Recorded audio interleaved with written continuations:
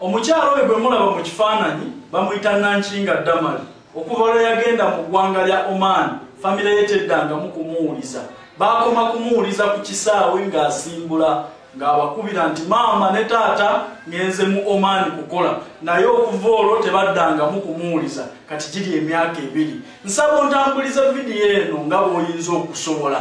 Etuuke mu Bannayuganda abawangalire sayidi awo mu ggwanga lya Oman. Bw'oba olina omuwala oyo wali omulabyeko, oba olinayo wali omusanze, oba mu ddwaliro, oba ku street, oba wa wonna, tuyambe otutuuseeko information, kubanga famire eyita mu kaseera akazibu.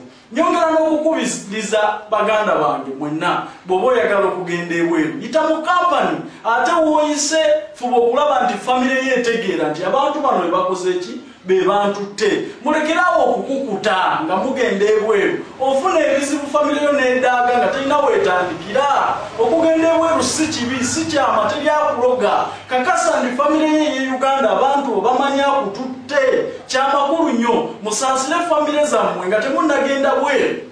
Kubanga kati singa aba famire eno baali bamanyi kampani oba omuntu yatwala omuntu ono we banditandikidde naye oli yabakubira kasimu nti nze ngenze mu Oman kukola, okuva olwo tebaddangamu kumuwuliza. Nsaba ontambuliza vidiyo eno naye nammwe mwebeereremu, naawe oli eyo sheyaringako ebikwatako ne famire yo n'abantu abakuvunaanyizibwako. Kampani yakutwalayo si kyama, oba wakukusibwe yakukukusa si kyama, kubanga bw'onaafuna ebizibu famire yo yegenda okulugwamu ng'enoonya engeri gy'ekuyamba terina weetandikira. Kwata enamba ya boosi wo giwe famire yo, kwata passport namba yo giwe famire yo. Kampani yakutwalayo giseyalingeko n'abakukwatako ne famire yo. Kyamakulu nnyo n'enamba z'ababoosi bo n'ensimu oli giseyalinge ne famire yo, kigenda kukuyamba ng'ofunye obuzibu.